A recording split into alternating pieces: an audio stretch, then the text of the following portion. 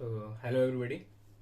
जैसा कि हमारी सीरीज चल रही थी उसमें हमने स्टार्ट करना था ज्योग्राफी, और ज्योग्राफी का जो हमारा पहला टॉपिक था वो था अर्थ के बारे में, जिसमें हमें देखना था अर्थ का इंटीरियर और पृथ्वी की आंतरिक संरचना कैसी है, किस प्रकार से पृथ्वी की आंतरिक संरचना के जितने भी भाग हैं उसको हमने किस तरीके से क्लासिफाई किया है, क्या उनका विवरण हमें किस प्रकार से मिलता है, वो सारी चीजें हम इसमें देखेंगे।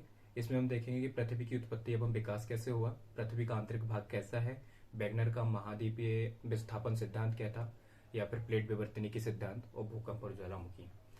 मेनली यूपीएससी का सेटअप रहा है कि उसने जितने भी क्वेश्चंस प्रीवियस ईयर्स में जिससे आपने देखे होंगे जो वो बना रहा है, तो उसका जो सेटअप है पूरा वो एनसीईआरटी बेस्ड रहा है।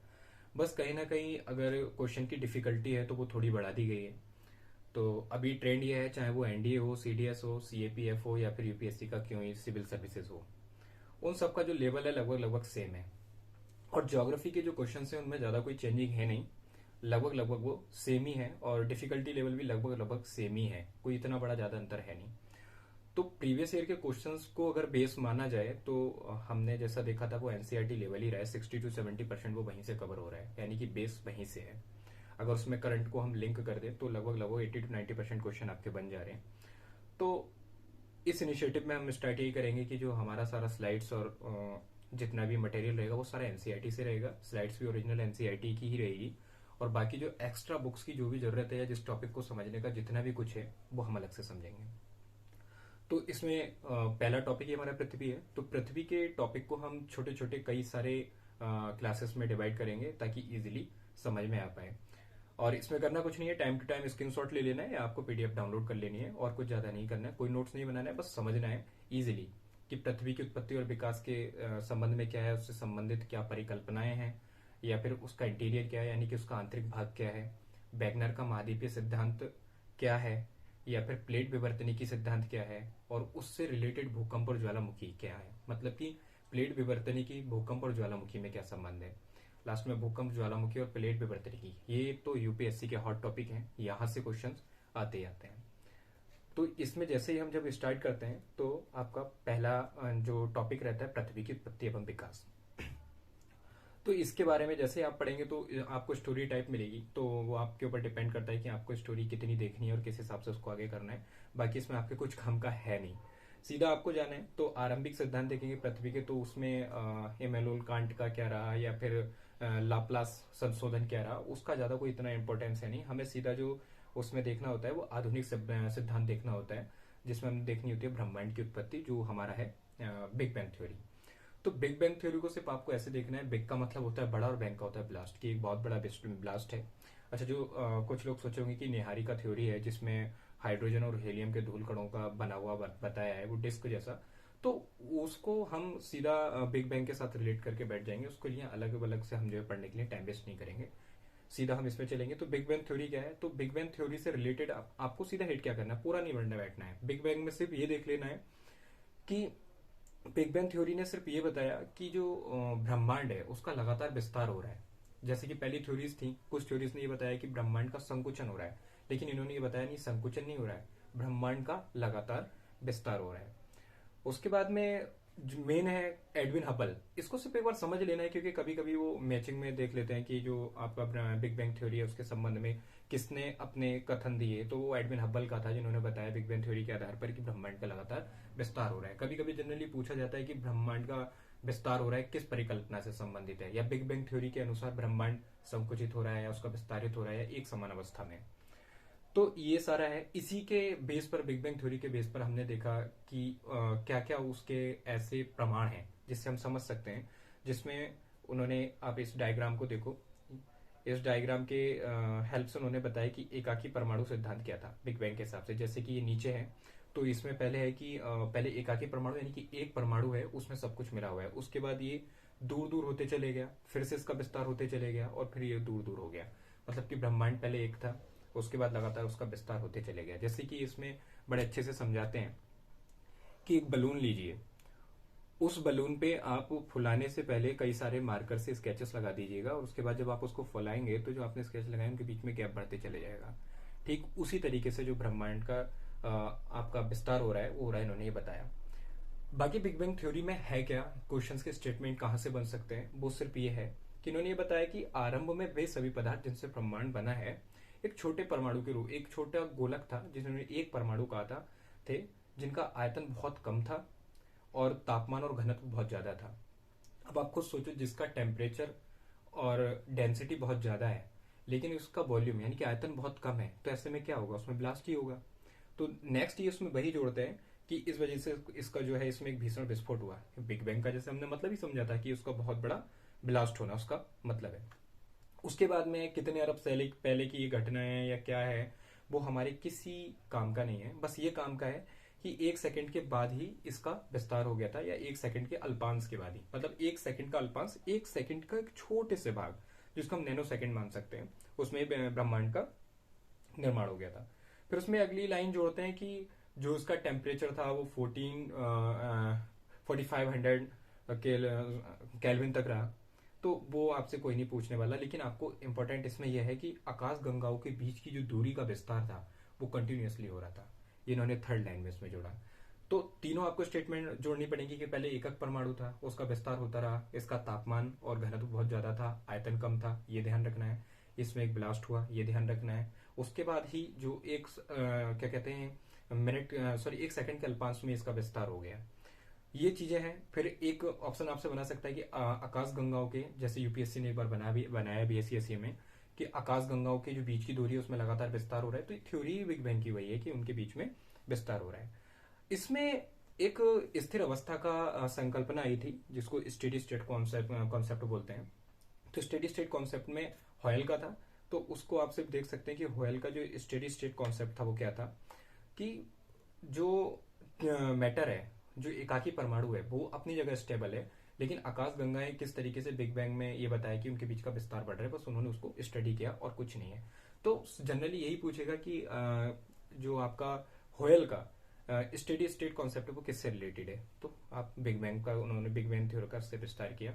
उसी तरीके से फिर इन्होंने बिग बैंग थ्योरी के हिसाब से बताने की कोशिश की कि तारों का निर्माण कैसे हुआ। ठीक है। तो इन्होंने ये बताया कि प्रारंभ में जो छोटे छोटे एकाकी परमाणु थे, ठीक है, तो वो गुरुत्वाकर्षण बल के कारण क्या था, उनमें भिन्नता आ गई। कुछ बड़े परमाणु थे उनका गुरुत्वाकर्षण बल ज्यादा था, जो छोटे थे उनका गुरुत्वाकर्षण बल कम था। तो उसी तरीके से क्या हुआ, जो बड़ा परमाणु था उसने छोटे छोटे परमाणुओं को अपनी तरफ आकर्षित करना स्टार्ट कर दिया, और इस तरीके से वो बड़े होकर के तारे बने। तो ये प्रक्रिया चलती रही और कई सारे तारों का, या यूं कहें कि कई लाख तारों का जो एक समूह होता है उसी को फिर आकाशगंगा कहते हैं। इस तरीके से आकाशगंगा का निर्माण हुआ। तो एक आकाशगंगा में कई सारे सोलर सिस्टम हो सकते हैं, जिसमें से एक हमारा सोलर सिस्टम है। तो इस तरीके से फिर सोलर सिस्टम का निर्माण हुआ। तो ये इन्होंने इस तरीके से सोलर सिस्टम को बताने की कोशिश की। अब यहाँ पे एक शब्द आपको बार बार परेशान कर रहा होगा, निहारिका। निहारिका कि निहारिका क्या होता है? तो निहारिका कुछ नहीं है कि जैसे कि कोई बड़ा पदार्थ है या कोई परमाणु है, उसने छोटे छोटे परमाणुओं को सबको आकर्षित करना स्टार्ट किया और एक टाइम में वो एक डिस्क फॉर्म में आ गया और वो घूमने लग गया। बस उसी को ही हमने निहारिका परिकल्पना कहा है, और बाद में उसमें विस्फोट हुआ या तारों का निर्माण कर लिया, ये सारा कुछ। बाकी है कि एक आपको इसमें प्रकाश वर्ष जनरली देखने को मिल जाता है कि प्रकाश वर्ष किसका मात्रक है, सीधे सीधे क्वेश्चन पूछा जाता है। तो प्रकाश वर्ष सीधे ही बात रहे, एक वर्ष में प्रकाश द्वारा तय की गई दूरी को प्रकाश वर्ष कहते हैं। तो प्रकाश वर्ष समय का नहीं है मात्रक, दूरी का मात्रक है। तो प्रकाश वर्ष को ध्यान रखना है कि वो दूरी का मात्रक है। किसकी दूरी का? जनरली हम जो हमारे खगोलीय पिंड्स हैं या ग्रह हैं, हम उनकी जो दूरी नापते हैं वो प्रकाश वर्ष में नापते हैं। फिर जैसे ही इन्होंने तारों का निर्माण समझाया बिग बैंग थ्योरी से, वैसे ही इन्होंने ग्रह के निर्माणों को समझाया कि ग्रहों का निर्माण कैसे हुआ, और बिग बैंग थ्योरी को उन्होंने, बिग बैंग थ्योरी के माध्यम से उन्होंने उसको समझाने की कोशिश की। तो उन्होंने बिग बैंग में जो है ग्रहों के विकास के लिए निम्न अवस्थाएं मानी थी। जैसे तारे निहारिका के अंदर गैस के गुंथित झुंड है, जैसे हमने माना था, सारा प्रोसीजर वही लगेगा। इन गुंथित झुंडों में गुरुत्वाकर्षण बल से गैसीय बादल में क्रोड का निर्माण हुआ। इससे गैसीय क्रोड के चारों तरफ गैसवाद धूल कणों की घूमती हुई तस्वीर विकसित हुई, जैसे कि एक डिस्क फॉर्म में। जैसे होता है ना कि कोई भी पदार्थ है वो तब तक इकट्ठा करते रहता है और घूमते रहता है जब तक कि वो अपनी स्टेबल फॉर्म में ना आ जाए। और स्टेबल फॉर्म कब होती है? किसी की भी गोल फॉर्म, यानी कि वृत्ताकार। तो जो वो डिस्क के रूप में घूम रहा था, गोल हो रहा था। अब ऐसे में जब वो घूम रहा है तो देखो क्या होगा, कहीं ना कहीं वो आकर्षित करते रहेगा अपने आसपास के पिंडों को, तो उसकी डेंसिटी बढ़ती रहेगी और टेम्परेचर भी बढ़ते रहेगा। उसके बाद इन्होंने अगली अवस्था में गैसीय बादल का संघनन आरंभ हुआ और क्रोड को ढकने वाले पदार्थ छोटे गोलों के रूप में विकसित हुए। जो पदार्थ क्रोड को ढक रहे थे वो छोटे गोलों में बदल गए। ये छोटे गोले ससंजन। अब यहाँ पे ससंजन बल क्या होता है? जो अणुओं में पारस्परिक बल होता है उसको संसंजन बल कहते हैं, जिससे अणु एक दूसरे से जुड़े रहते हैं, प्रक्रिया द्वारा ग्रह अणुओं में विकसित हुआ। तो जो कोलाइजन हुआ यानी कि संगठन हुआ कि जो क्रिया थी उसके द्वारा बड़े बड़े पिंड बनने स्टार्ट हो गए और ऐसे हमारे ग्रह बने। इन्होंने ये बताने की कोशिश की। अच्छा, ग्रहों को बनने में क्वेश्चन आपसे ये पूछेगा कि ग्रहों के बनने में सबसे ज्यादा महत्वपूर्ण योगदान किसका है, तो वह है गुरुत्वाकर्षण बल का, क्योंकि सारा कुछ गुरुत्वाकर्षण बल के कारण हो रहा है। फिर उसमें ये तीसरा पॉइंट जोड़ते हैं कि अंतिम अवस्था में अनेक छोटे ग्रहाणु, ग्रहाणु मतलब जो ग्रहों के अणु थे, संवर्धित होने पर, सहवर्धित होने पर, मतलब आपस में बंधने के कारण कुछ बड़े पिंड ग्रहों का निर्माण हुआ या वो अपने रूप में आए। अब इस तरीके से हमारे ग्रह बने, ये बिग बैंग थ्योरी के अनुसार ये समझा रहे हैं। उसके बाद इन्होंने बताया कि सौर मंडल कैसे बना। तो सौर मंडल की जो हमने परिकल्पना समझाई थी, एक आकाशगंगा में कई सारे सौर मंडल हो सकते हैं और एक सौर मंडल में हमारे ग्रह होते हैं, जैसे कि हमारा सूर्य और उसके 8 ग्रह। तो जैसे पहले प्लूटो को भी हम ग्रह मानते थे, लेकिन उसको बाद में हमने हटा दिया और बौने ग्रह की श्रेणी में रख दिया। तो इसमें कुछ नहीं है, इन्होंने यही बताया कि हमारे 8 ग्रह हैं और ये कौन कौन से हैं। अब इसमें आपको ध्यान ये रखना है पार्थिव ग्रह और जैविन ग्रह में क्या अंतर होता है। तो पार्थिव ग्रह वो शुरू के 4 ग्रह हैं जो सूर्य के अगुर से चले तो उनको पार्थिव ग्रह कहते हैं, और बृहस्पति के बाद के जो ग्रह हैं वो जैविन ग्रह हैं। जैविन ग्रह जनरली हमारे आते हैं जिनमें गैसेस वगैरह हैं, मतलब गैसों से बने हैं, और जो हमारे पार्थिव ग्रह हैं वो सॉलिड स्टेट में है। यहाँ पे एक क्वेश्चन इंपॉर्टेंट है कि पार्थिव ग्रह गैसेस स्टेट में क्यों है, माफ कीजिएगा, पार्थिव ग्रह सॉलिड स्टेट में क्यों है, और जैवियन ग्रह जो बृहस्पति के जैसे जो अपने गुण प्रदर्शित करते हैं वो गैसेस स्टेट में क्यों है। तो इसके 2 रीजन हो सकते हैं। पहला रीजन तो ये हो सकता है कि जो पार्थिव ग्रह हैं उनका ग्रेविटेशनल फोर्स कम है कंपेरेटिव, अगर कंपेयर करें तो जैवियन ग्रहों से। तो उनको जो यहाँ का क्या कहते हैं उनका गुरुत्वाकर्षण बल है वो उसके ऊपर गैसेस को उतने फोर्स से नहीं बांध पाया जितने की जैविन ग्रहों ने बांध के रखा, और यहाँ का जो गैसेस वगैरह थी वो यहाँ के वायुमंडल से बाहर चले गई। दूसरा रीजन ये हो सकता है कि इनकी जो दूरी है कुछ हद तक प्रारंभ काल में सूर्य के बहुत कम थी, और उस टाइम पे जो सोलर विंड्स थी वो बहुत तेज आती थी, तो दूरी कम होने के कारण वो सोलर विंड्स जो है आसानी से ग्रहों पर पहुंच जाती थी, और उस वजह से जो जितनी भी गैस थी और धूल कण थे उन सबको वो यहाँ से उड़ा करके वापस ले गए, और ये ज्यादा दूरी होने के कारण ये जैविन ग्रह तक नहीं पहुंच पाए। तो इस वजह से जो जैविन ग्रह हैं वो गैसेस स्टेट में है और पार्थिव ग्रह हैं वो सॉलिड स्टेट में है। अच्छा, इसमें जो आपको एक मिलेगा क्वेश्चन, जैसे कि जनरली के पूछ लेते हैं एस्टेरॉइड बेल्ट कहाँ पे आती है, जिसमें छोटे छोटे हमें ये धूमकेतु कहें या धूमकेतु कहना ज्यादा नहीं होगा, जो हमारे आकाशीय पिंड है उनकी जो बेल्ट आती है वो कहाँ रहती है। तो उस क्वेश्चन को आपको देख करके अटेम्प्ट करना है कि हमारी वो बेल्ट कहाँ आती है, क्योंकि उसी से हमारा डिसाइड होता है कि कौन से ग्रह आंतरिक और कौन से ग्रह बाह्य हैं। ठीक है, तो जैविन ग्रह में अंतर हो गया। एक ये सीरीज है, इसमें आप जो है देख सकते हैं कि दूरी के हिसाब से कि कौन से ग्रह की कितनी दूरी है सूर्य से, और उसकी डेंसिटी कितनी है, और उसके उपग्रह कितने हैं। मेनली है लास्ट वाला सैटेलाइट की, उसके उपग्रह कितने। कभी कभी जनरली हमसे सीरीज में पूछ लिया जाता है कि इसको सीरीज में लगाइए किसके उपग्रह सबसे ज्यादा है। उपग्रह मतलब सैटेलाइट्स, किसकी दूरी सूरज से दूरी के हिसाब से जो है आप सन की दूरी के हिसाब से ग्रहों को जो आरोही क्रम में लगाइए, आप आरोही क्रम में लगाइए। ये बहुत ज्यादा क्वेश्चन पूछे जाते हैं। ये जो दूरी दे रखी है इसमें, ये क्या कहते हैं आपके खगोलीय एकक में है। एक खगोलीय एकक में 14,95,98,000 किलोमीटर होते हैं। आप ऐसे मत समझना कि पॉइंट्स में दे गई है इतनी कम है क्या। तो उम्मीद है ये सारा कुछ प्रोसीजर आपको समझ में आ गया होगा यूनिवर्स का। तो पार्थिव ग्रह के बारे में इन्होंने बताया कि पार्थिव ग्रह जनक तारे के बहुत समीप बने, जहां अत्यधिक तापमान के कारण गैसें संगठित नहीं हो पाई और घनीभूत नहीं हो सकी। वही बात जो हमने उस बारे में चर्चा की, इन्होंने सब उसको थोड़ा थोड़ा लेंदी भाषा में समझाया है। आप उसका स्क्रीनशॉट लेकर के पढ़ लीजिएगा, बाकी एसेंस उसका वही है अगर कम समय में देखें तो, बाकी और कुछ उसमें है नहीं। उसके बाद एक चंद्रमा से रिलेटेड क्वेश्चन जनरली बहुत ज्यादा बनते हैं, जिसमें एक क्वेश्चन बहुत ज्यादा पूछा जाता है कि जाइंट इम्पैक्ट प्रोसेस, जो जाइंट इम्पैक्ट घटना है वो किससे संबंधित है, या इसको द बिग स्प्लिट भी बोलते हैं। तो द बिग स्प्लिट घटना जो है ये चंद्रमा से संबंधित है। तो इसके पीछे की स्टोरी कुछ ऐसी है, ऐसा माना जाता है कि जो प्रारंभिक समय था उस समय क्या हुआ कि एक एस्टेरॉइड था जो लगभग लगभग मंगल ग्रह के बराबर या उससे भी बड़े साइज का था, और वो आकर के पृथ्वी से टकराया, और जो इसका इम्पैक्ट था वो अभी वहां पर था जहां पर अभी पैसिफिक ओशियन है। तो जो मैरियाना ट्रेंच बना है, जो सबसे गहरा है, सबसे गहरा जो ट्रेंच है मैरियाना ट्रेंच, जो पैसिफिक ओशियन में आ रहा है। तो ऐसी थ्योरी मानी जाती है, इसको या मिथ माने या जो भी माने, कि वो आकर के वहां टकराया था और जितनी भी अर्थ से मिट्टी या धूल जितने भी जनरेट हुआ था वो अर्थ के चारों ओर घूमने लगा था, और बाद में वही इकट्ठा होकर के चंद्रमा बना। तो ये ऐसा इसके पीछे की थ्योरी बताई जाती है जो बिग स्लेट से के नाम से फेमस है। उसी में फिर ऐसे ही स्थल मंडल के विकास के बारे में इन्होंने बताया। फिर वही प्रोसेस चलेगा कि ग्रहाणु और जो दूसरे खगोलीय पिंड थे वो एक जैसे ही घने और हल्के पदार्थों के मिश्रण से बने थे। तो उल्काओं के अध्ययन से हमें ये पता चलता है, उल्काओं का अध्ययन वही है जो उल्का पिंड जिनकी हम बात कर रहे हैं, जो एक बेल्ट आती है जो आपको बताना है कि वो कौन कौन से ग्रह के बीच में, जिसमें एस्टेरॉइड या हम उल्का पिंड बोलते हैं।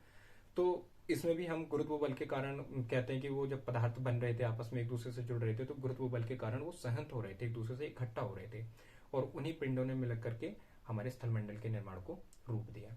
तो यहाँ से आपके स्थल मंडल के निर्माण से या वगैरह से ज्यादा क्वेश्चन नहीं बनते, जनरली ग्रहों वगैरह से बन जाते, क्योंकि इसमें क्या है ज्यादातर अनुमान ज्यादा लगाए गए हैं, एग्जैक्ट किसी के बारे में दूरी है नहीं।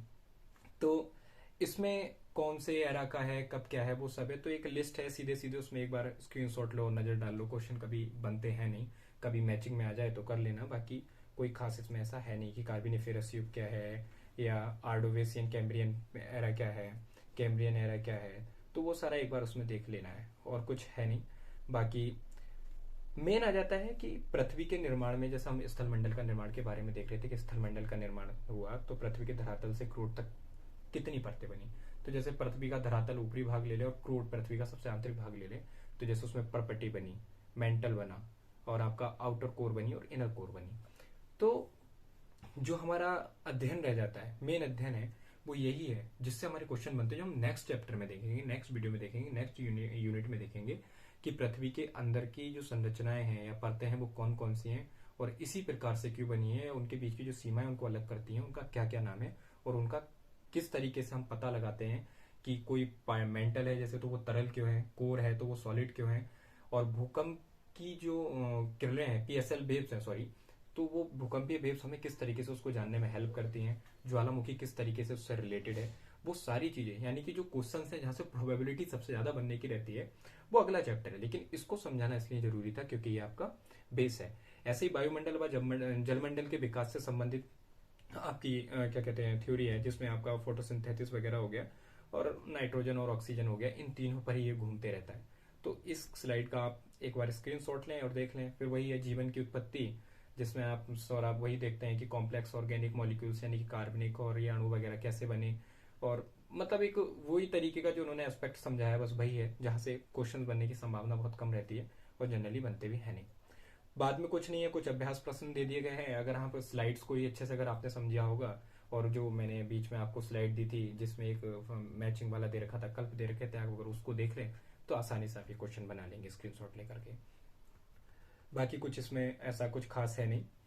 तो मोटा मोटा अगर देखा जाए तो इसमें से एक या दो क्वेश्चन बनने की प्रोबेबिलिटी रहती है, तो मैं इसको 10 to 15% ही इंपॉर्टेंट मानूंगा परीक्षा की दृष्टि से। लेकिन परीक्षा की दृष्टि से जो अगले कॉन्सेप्ट हैं जो बहुत ज्यादा इंपॉर्टेंट हैं, उसके हिसाब से मैं इसको 200% इंपॉर्टेंट मानूंगा, क्योंकि पृथ्वी की आंतरिक संरचना जब हम पढ़ेंगे जहां से क्वेश्चन बनते हैं, उसके लिए आपको ये समझना इंपॉर्टेंट है। वरना आपके ऊपर से निकल जाएगा कि गुटेनबर्ग क्या है, या फिर आपका मोह क्या है, या फिर जितनी इनर कोर क्या है, आउटर कोर क्या है, वो सारे आपके ऊपर से निकल जाएंगे, कोई फायदा नहीं होगा। तो पृथ्वी की आंतरिक संरचना यही हमारा अगला टॉपिक होगा और इसको हम कल देखेंगे। तो मिलते हैं नेक्स्ट वीडियो में। Thank you.